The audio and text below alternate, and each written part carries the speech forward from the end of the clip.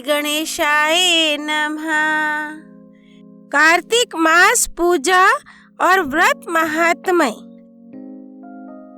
राजा पृथु ने कहा, हे महाराज, भगवान की पूजा का महात्म्य कहिए। नारद जी कहने लगे, हे राजन, जो हंसी में भगवान का पूजन करता है वह भी परम पद को प्राप्त होता है। यदि कोई श्रद्धा से करे तो उसका तो कहना ही क्या है। तुम्हें एक पुराना इतिहास सुनाता हूँ।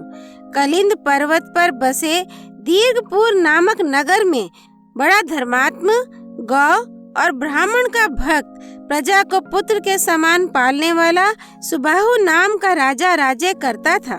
उसके धूम्रकेश नाम वाला अति दुष्ट, चोर, जुआरी, मद्य पीने वाला और पर स्त्रीगामी पुत्र था। वह अपने छल कपट से ब्राह्मणों की स्त्रियों से व्यभिचार करने से नहीं चूकता था। राजा ने उसका यह हाल देखकर उसको बहुत ताड़ना दी, पर वह किसी तरह नहीं माना। एक समय गेंद खेलते हुए राजकुमार की गेंद राजमहल में राजा की छोटी रानी के पास गिरी।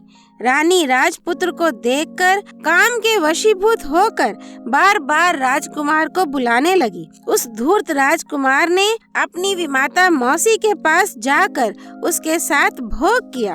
जब राजा को इस बात का पता लगा तो उसने राजकुमार को देश से निकाल दिया। पुत्र भाव से मारा नहीं।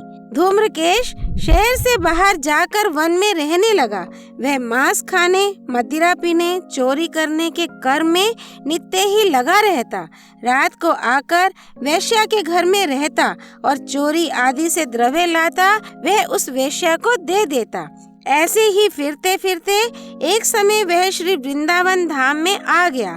एक समय सिंधु देश का रहने वाला सत्यव्रत नाम वाला ब्राह्मण विष्णु का भक्त अपना घर बार छोड़कर कार्तिक के महीने में भगवान का पूजन करता था। तीसरे दिन कुछ कंदमूल फल का भोजन कर लेता और भगवान के प्रेम में मगन होकर स्तुति करता, हे भगवान, इस दुख रूपी समुद्र में डूबते हुए मुझ दीन की रक्षा करो। जैसे आपने कुबेर के पुत्र नल कुबर और मणि गरीब को वृक्ष योनि से छुड़ाया, वैसे ही हमको भी इस भवसागर से पार करो। तुम्हें नमस्कार है। गोपाल स्वरूप यशोदा के उखल में बंधे हुए, माता से डरे हुए राधा सहित आपको नमस्कार है। इसी प्रकार भगवान की स्तुति करता हुआ प्रेम में लीन होकर रोने लग जाता।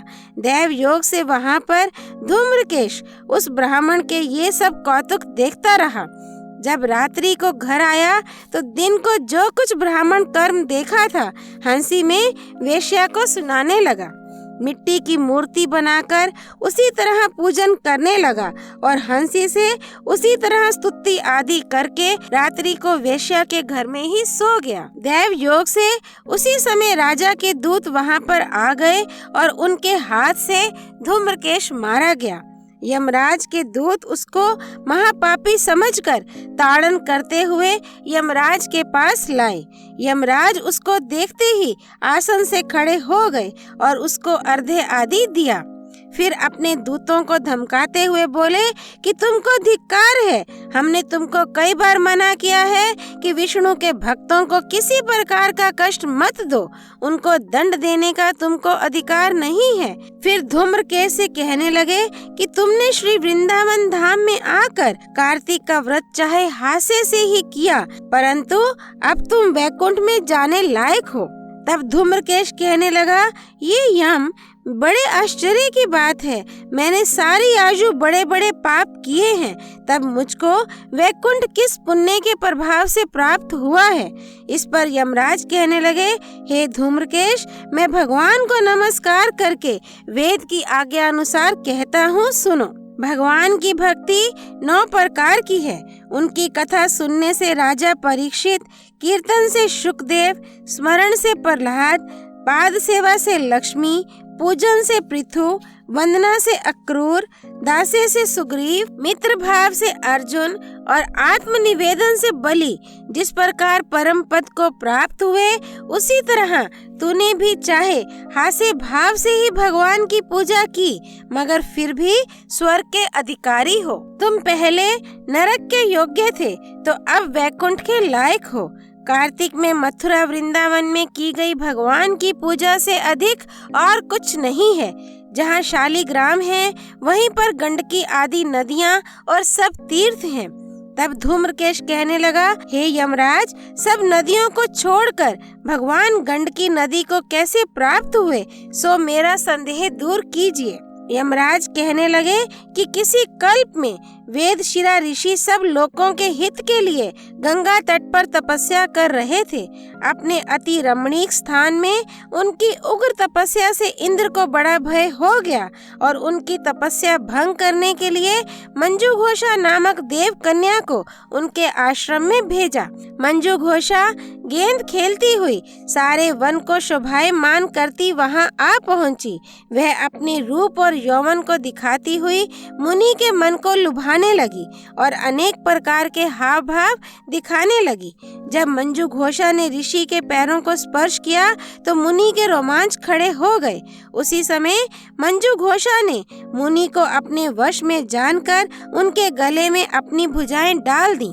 तब वेदशिरा ऋषि ने क्रोध पूर्वक लाल नेत्र कर मंजू घोषा को शाप दिया कि तुम मुझे इस संसार समुद्र में डालने को उद्यत हुई, सो जाकर नदी हो जाओ। मंजू घोषा कहने लगी कि हे मुने, मैं पराधीन हूँ, शाप योग्य नहीं, आप मुझको क्षमा करें। तब मुनि ने कहा कि जिस समय भगवान विष्णु वृंदा के शाप से शिलारूप होकर गंडकी नदी तुम में ही स्थित होंगे, तब तुम विष्णु भगवान को धारण करने वाली होगी, सो तुम्हारा शाप वरदान से भी अधिक श्रेष्ठ होगा। यमराज कहने लगे कि हे राजकुमार, अब तुम विष्णु लोक को जाओ। तब धूम्रकेश सुंदर विमान में बैठकर भगवान के वैकुंठ लोक को प्राप्त हुआ। राजा पृथु कहने लगे, हे नारद जी, अब भक्तों के दुखों को नाश करने वाले भगवान की पूजा का कुछ इतिहास वर्णन कीजिए। तब नारद जी कहने लगे, हे पृथु, मैं तुमसे एक पुरातन इतिहास कहता हूँ। चाल नाम का एक राजा कांतिपुर में राज्य करता था। उसी के नाम से चाल देश का नाम पड़ा। उसने बड़े बड़े यज्ञ किए। ताम्रपर्णी नदी के किनारे पर सोने के यज्ञ आरंभ बड़ी शोभा को प्राप्त होते थे। उसके राज्य में कोई भी दुखी, दरिद्री, पीड़ित अथवा पापी नहीं था। वह एक समय अनेक प्रकार के मणि मुक्ताओं से भगवान की पूजा व प्रणाम करके वहीं पर बैठ गया। उसी समय उसी गांव के विष्णु शर्मा नाम के एक ब्राह्मण ने बहुत से तुलसी दलों और जल से भगवान की पूजा की। तुलसी दलों से राजा की पूजन सामग्री सब दब गई। तब राजा ने कुछ क्रोध करके कहा, हे विष्णु शर्मा, तुमको पूजन का कुछ भी ज्ञान नहीं। तुमने मेरी मणि मुक्ता और सुवर्ण की पूजा की शोभा तुलसी दल से ढककर समाप्त कर दी। ऐसे वचन सुनकर ब्राह्मण कहने लगा, हे राजन, तुम अभिमान युक्त हो, इसलिए भगवान की पूजा नहीं जानते। ब्राह्मण के ऐसे वचन सुनकर राजा बड़े गर्व से कहने लगा, हे ब्राह्मण, तुम स्वयं दरिद्री हो, भगवान की पूजा क्या कर सकते हो? क्या तुमने कोई भगवान का स्थान बनाया या कोई यज्ञ आदि किया? मैं सबके सामने कहता हूँ कि देखें, भगवान की भक्ति करके तुम पहले बैकुंठ जाते हो या मैं जाता हूँ। ऐसा कहकर राजा गुंगल ऋषि को आचार्य बनाकर बड़े बड़े यज्ञ करने लगा और ब्राह्मणों को बहुत से अन्न और स्वर्ण आदि की दक्षिणा देने लगा। ब्राह्मण भी वहीं रहने लगा और विष्णु जी को प्रसन्न करने के लिए उसने 5 नियम लिए। माघ और कार्तिक का व्रत, तुलसी वन पालन, एकादशी का व्रत और ओम नमो भगवते वासुदेवाय इस मंत्र का जाप और रात दिन भगवान का कीर्तन करने लगा। चलते, भोजन करते, सोते, उठते, बैठते सदैव भगवान का स्मरण करता रहता और एक समय भोजन करता। एक दिन विष्णु शर्मा ने रसोई बनाई तो कोई पाक उठाकर ले गया। उसने फिर रसोई नहीं बनाई जिससे सायंकाल के पूजन का व्रत भंग ना हो जाए। दूसरे दिन जब रसोई बनाकर जिस समय भगवान को भोग लगाने लगा तो फिर कोई पाक उठा ले गया। इस प्रकार 7 दिन तक होता रहा। विष्णु शर्मा भूख से अति दुखित हो गया। तब सोचने लगा कि ना मालूम प्रतिदिन कौन हमारा पाक उठाकर ले जाता है। इस भक्तों के आश्रम को छोड़कर जाना भी ठीक नहीं। यदि दूसरी बार भोजन बनावे तो सायंकाल का नियम छूट जाता है, तब कैसे भोग लगावे और कैसे भोजन करें। अच्छा, आज पूरी तरह ध्यान रखूंगा। ऐसा विचार कर एक जगह छिपकर बैठ गया। थोड़ी देर में क्या देखता है कि एक चांडाल, दुर्बल, दीन मुख, जिसके शरीर पर केवल हाड़ और मांस ही रह गए थे, पाक उठाकर चलने लगा।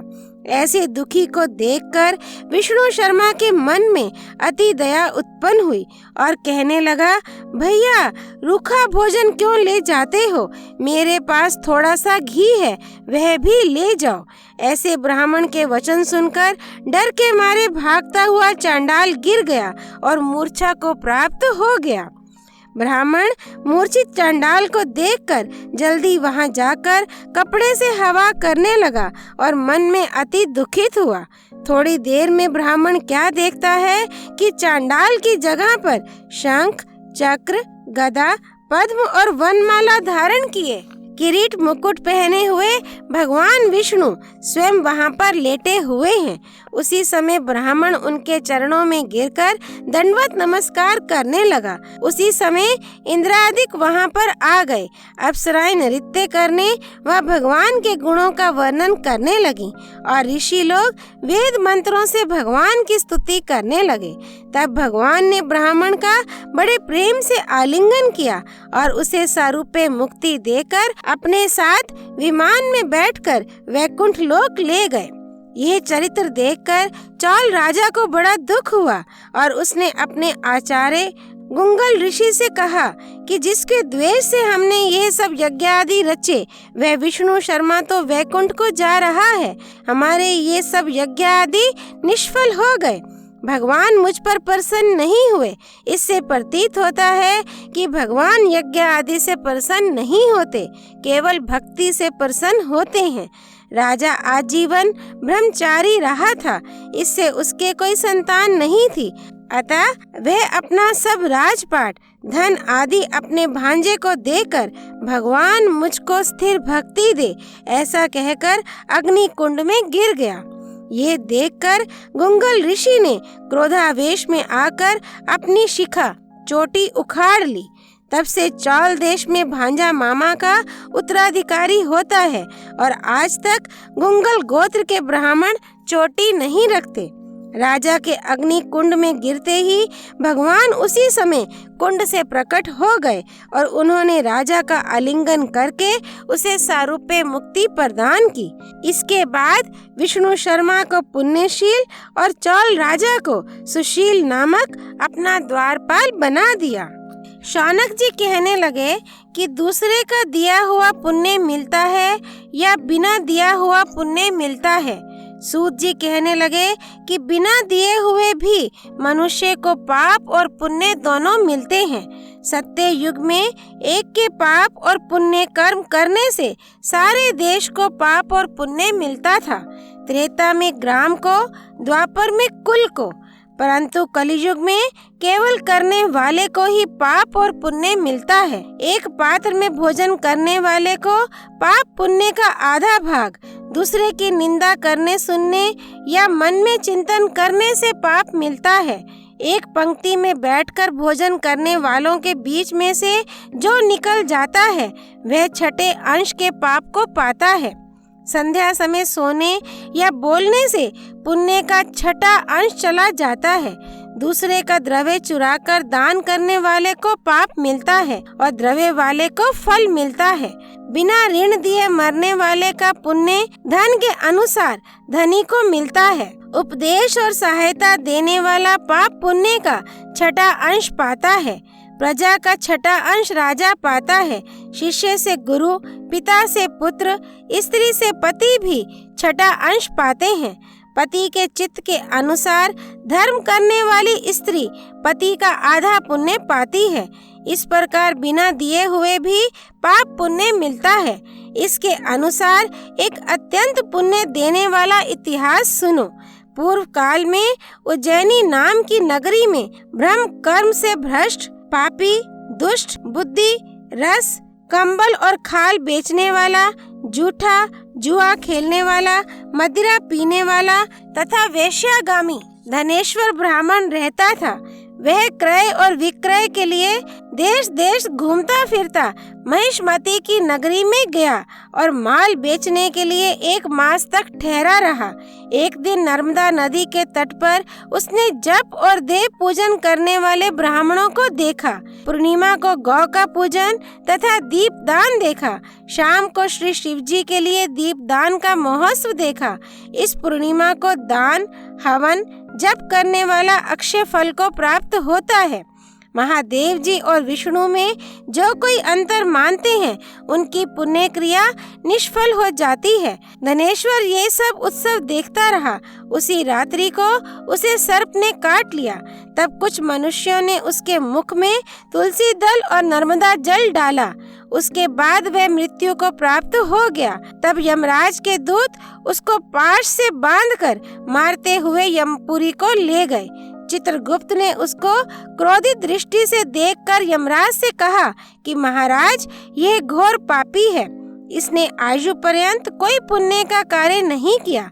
तब यमराज ने क्रोधित होकर अपने दूतों को आज्ञा दी कि इसको मुकदरों से मार मार कर कुंभीपाक नरक में ले जाकर खौलते हुए तेल के कड़ाव में डालो। दूतों ने ऐसा ही किया, परंतु कड़ाव में डालते ही उबलता हुआ तेल अत्यंत शीतल हो गया। दूतों ने जब यह बात जाकर यमराज को सुनाई तो यमराज को बड़ा आश्चर्य हुआ।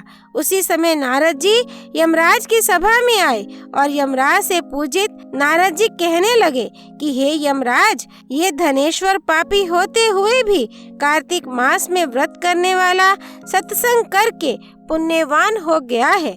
अंत में नर्मदा के जल सहित तुलसी दल भगवान के भक्तों के द्वारा इसके कंठ में छोड़े गए और इसको विष्णु का नाम सुनाया गया, इसलिए इसके पाप क्षय हो गए। इतना कहकर नारद जी ब्रह्मलोक को चले गए और धनेश्वर कुबेर का अनुगामी धन यक्ष हुआ, जिसके नाम से अयोध्या में भगवान गदाधर ने तीर्थ किया। पापों से नरक मिलता है और पुण्य से स्वर्ग मिलता है। जो पाप कामना रहित होता है वह सूखा और जो कामना युक्त होता है वह गीला पाप होता है। कार्तिक मास के व्रत से दोनों तरह के पाप नष्ट हो जाते हैं। व्रत करने वालों के दर्शन मात्र से अनेक जन्मों के पाप नाश हो जाते हैं।